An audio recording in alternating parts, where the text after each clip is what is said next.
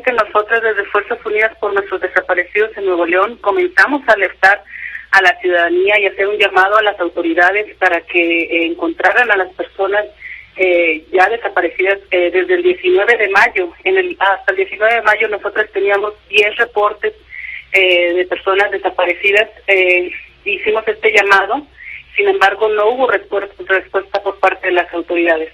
Estos operativos que comienzan a implementar el día de ayer, o que hacen públicos el día de ayer, pues llegan demasiado tarde porque no tuvimos que llegar a este punto de contar alrededor de 50 personas desaparecidas que tienen relación directa con Nuevo León. Son las que tenemos nosotras documentadas en Fuerzas Unidas por Nuestros Desaparecidos en Nuevo León, que van en trayecto de Nuevo León hacia Nuevo Laredo o al revés, ¿no? De Nuevo Laredo hacia Monterrey, o que son ciudadanos del estado. Entonces, este operativo llega tarde y también vemos que no hay un plan para localizar a las personas que ya están desaparecidas. Vemos desafortunadamente que la respuesta de las instituciones sigue siendo la misma de hace 10 años. No hay una estrategia clara para localizarles, ni efectiva, ni tampoco de prevención para que esto no suceda. Por lo menos una semana más, derivado de que si bien hay un incremento de casos, no es un incremento desbordado, es un incremento que todavía nos tiene cercanos al mínimo de casos que hemos tenido, y por otra parte, este incremento de casos no se ha reflejado en un incremento de las hospitalizaciones o de los ingresos hospitalarios o de las defunciones hospitalarias, que se vea muy claro ese incremento. Y en tercer lugar, porque en este punto de la pandemia, después de 17 meses básicamente de pandemia, es muy importante también estar balanceando en estos niveles de hospitalización la reactivación económica de la ciudad, que cada día cobra mucho mayor relevancia. Estamos viendo que la mayoría de los contagios en donde ha habido incremento es en el sector de la población de menores de 50 años que no han sido todavía vacunados.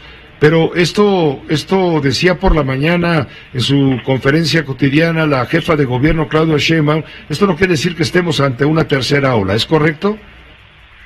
En efecto, el incremento de casos que vemos en las últimas semanas está prácticamente concentrado en su totalidad en las personas entre 20 y 40 años y un poquito en las de 40 a 49. Los casos de personas de 50 y más años se mantienen estables y creemos que tiene que ver con la vacunación y que ese porcentaje de la población, esa parte de la población está en un gran porcentaje ya vacunada.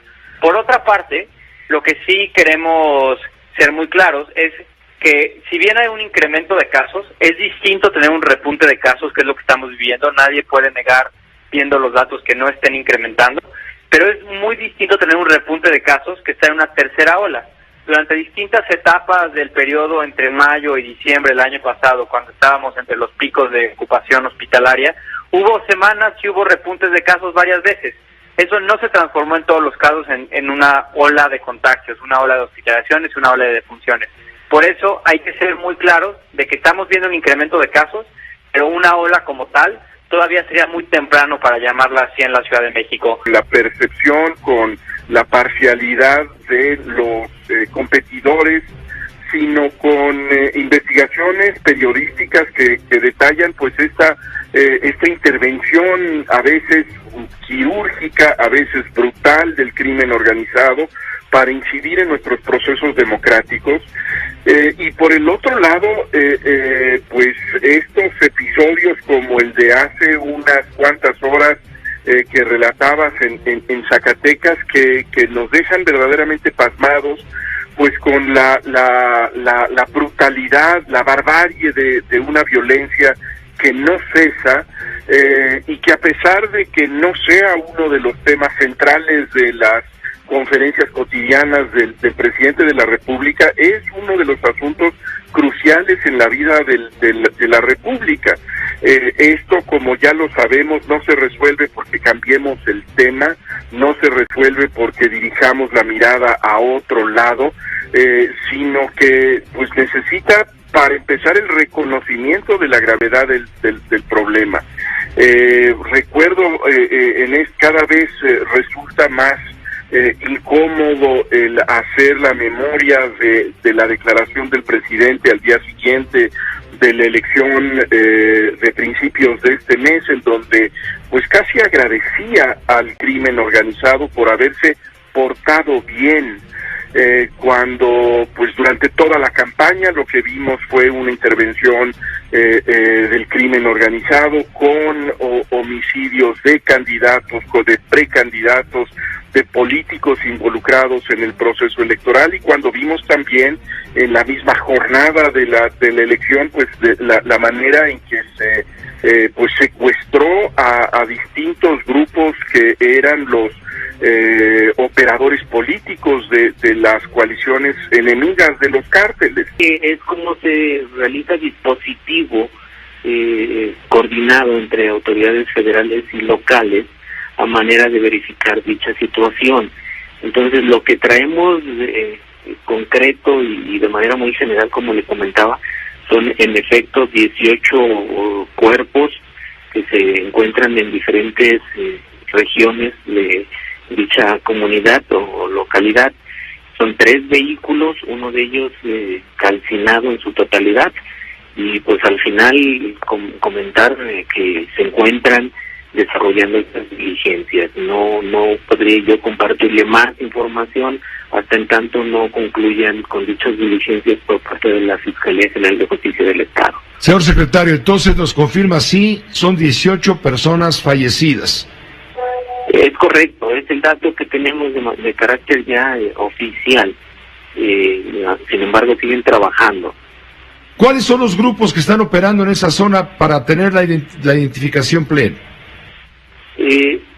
Tenemos el panorama delictivo del Estado, que en esa región se encuentran pues 2 grupos en una lucha frontal por el territorio.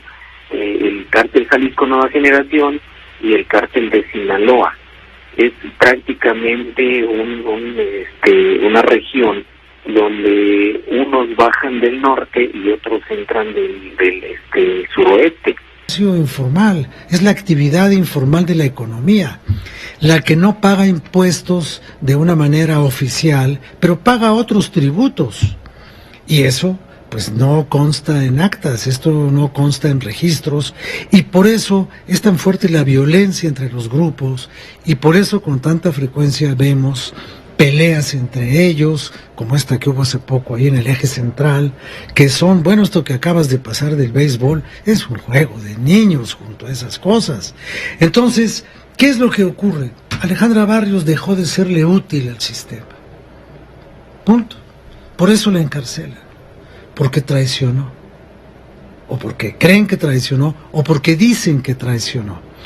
Pero bueno, pues Alejandra ha visto ya pasar sus mejores días, su organización, esta legítima, cívica y comercial, ya no es la que controla todo. Ella le enseñó la estructura heredada del viejo PRI al Partido de la Revolución Democrática y después lo asumieron los nuevos dirigentes de Morena, y esto es lo que está ocurriendo con Alejandra Barrios. Dejó de ser útil y además denunció una cacería, y finalmente el cazador o la cazadora se está llevando hasta el día de hoy la presa.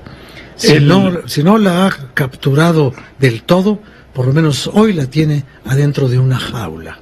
El abogado de la familia dice que la detención de Alejandra Barrios Richards está copada de inconsistencias, y lamenta que sea un problema familiar, pues quien acusa a Alejandra Barrios son familiares cercanos. El esposo de Alejandra Barrios dijo que la detención obedece a un tema de venganza política, tal y como ocurrió con Diana Sánchez Barrios, lo que tú dices, ambas acusadas de extorsión y robo agravado. Alejandra Barrios fue diputada local y lideresa de comerciantes ambulantes del centro histórico, detenida anoche en Venustiano Carranza. Pues sí, así fue, pero sus mejores días ya pasaron, y yo siempre comparé un poco, sin que tengan ningún elemento de contacto entre ellas, yo siempre comparé mucho el control que tenía de su gremio la maestra Elbester Gordillo con el control que tenía del suyo Alejandra Barrios.